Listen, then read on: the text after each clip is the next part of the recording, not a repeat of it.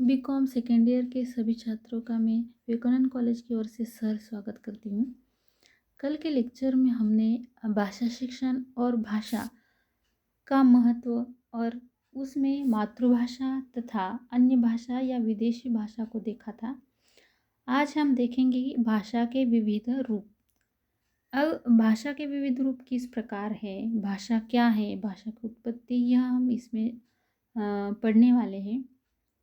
हम यह कह सकते हैं कि आदिमानव ने भाषा एवं विचार बोध तथा इनके विनिमय के लिए देह भाषा यानी सिर्फ सर, आँख, हाथ आदि अंग संचालन का ही सहारा लिया होगा। जब भाषा का विकास नहीं था, भाषा ही नहीं थी, तब हम कहते हैं आँखों से, हाथ से या फिर सिर हिलाकर। जब कई बार हम एक आध व्यक्ति ने हमें प्रश्न पूछा, हाँ या ना में जवाब देना हो, तो हम कई बार हाँ ना मुंह से न बोलते हुए सर हिलाते हैं। उसी प्रकार आदिमानव ने भी यही भाषा अपनाई होगी या यही तरीका संप्रेषण का अपनाया होगा। इसके साथ ही उसने कुछ ध्वनि प्रतीकों का भी प्रयोग भी आरंभ किया, जिनसे भाषा का आविष्कार हुआ है, यह माना जाता है। ध्वनि प्रतीकों के रूप में आविष्कृत भाषा को वाचिक भाषा भी कह सकते हैं। आरंभ में मानव भाषा में आंगिक संकेत अधिक थे और वाचिक कम, किंतु धीरे धीरे अंग संकेत कम होते गए और ध्वनि प्रतीकों यानी वाचिक रूप का प्रयोग बढ़ता गया। भाषा का प्रयोग मनुष्य अपने सामूहिक अथवा सामाजिक जीवन में ही करता है और वहीं से वह सीखता है। अब देखिए कि हम कह सकते हैं, जैसे हमने पहले उदाहरण में कहा है कि सर हिलाकर हम हाँ या ना में जवाब देते हैं, लेकिन अब ध्वनि प्रतीकों के यानी बोलने के माध्यम से अब हम संभाषण करने लगे हैं।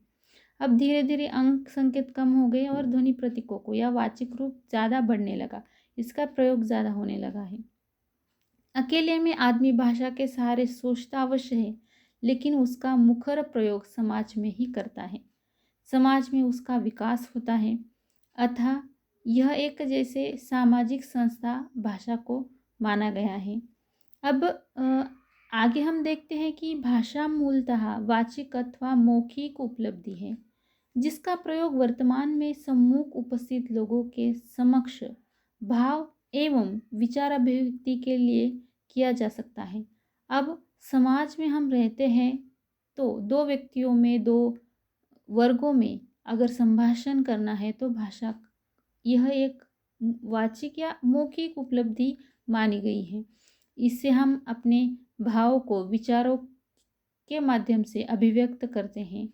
लेकिन सभ्यता के विकास के साथ मानव ने अपनी अनुपस्थिति में कोई सूचना पीछे छोड़ जाने, सूचनाओं को भंडारित करने या अपने किसी अनुभव को सुरक्षित रखने, अपने विचारों और अपनी भावनाओं को समय से आगे बढ़ाकर उन्हें कालातीत बना देने की आवश्यकता अनुभव की होगी। इसके लिए पहला प्रयास रेखांकन और चित्रांकन के रूप में हुआ होगा।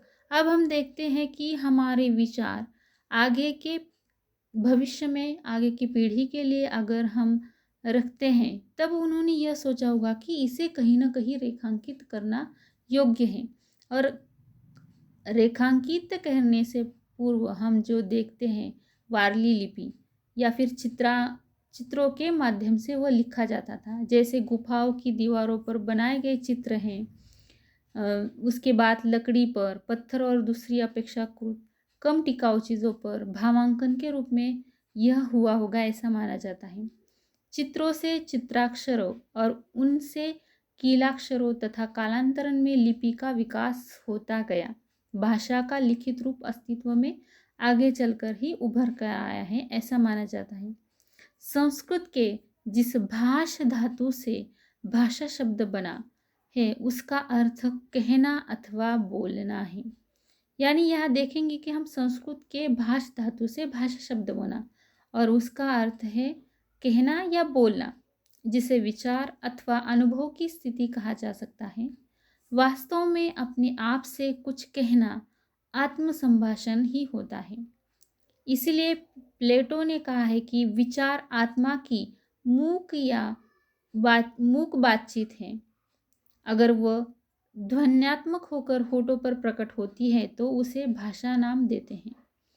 अगर आपके मन में एक आध भावना है, वो सिर्फ आत्म संभाषण की है, लेकिन जब आप उसे ध्वन्यात्मक रूप से भा बोलते हैं, आपके होठों पर आती है, तो उसे भाषा नाम दिया जाता है। लेकिन भाषा पूरी तरह मानवीय क्रिया है और वह वाग तंत्र से उत्पन्न प्रतीकों द्वारा विचारों, भावनाओं तथा इच्छाओं के संचार का तरीका माना गया है। अब देखिए कि भाषा की सत्ता मूलतः मानसिक होती है। भाषा वक्ता के विचारों को श्रोता तक पहुंच जाती है। एक भाषा एक समाज अथवा समुदाय विशेष में बोली जाती है और वही समझी जाती है।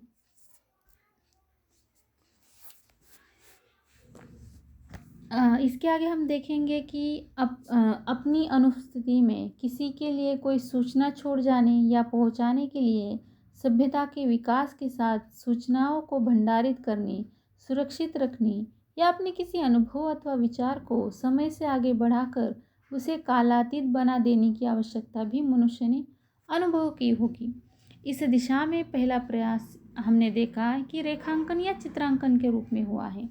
जीवन का कोई भी क्षेत्र हो, समाज हो, संस्कृति हो, साहित्य, विकास, राजनीति, अर्थनीति तथा विज्ञान आदि सभी में भाषा यह महत्वपूर्ण मानी गई है।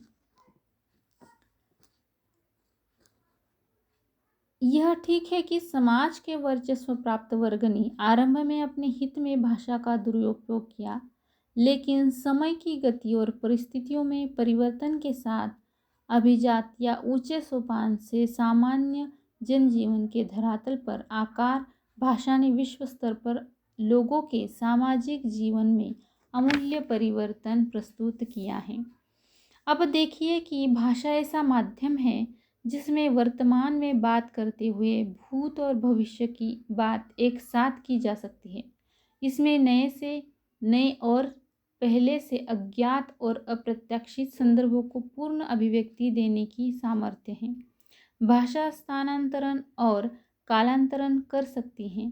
नवीन पदार्थों और संकल्पनाओं के लिए मूल पारिभाषिक शब्दों के स्थान पर नए शब्द बनाए अथवा अपनाए जा सकते हैं। हम अगले लेक्चर में भाषा के विविध रूप को पढ़ेंगे। भाषा के विविध रूप किस प्रकार हैं या उसमें कौन से विभाजन किया गया है, उसकी आवश्यकता क्या है, उसमें हम 5 पॉइंट पढ़ने वाले हैं।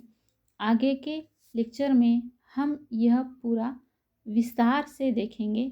धन्यवाद।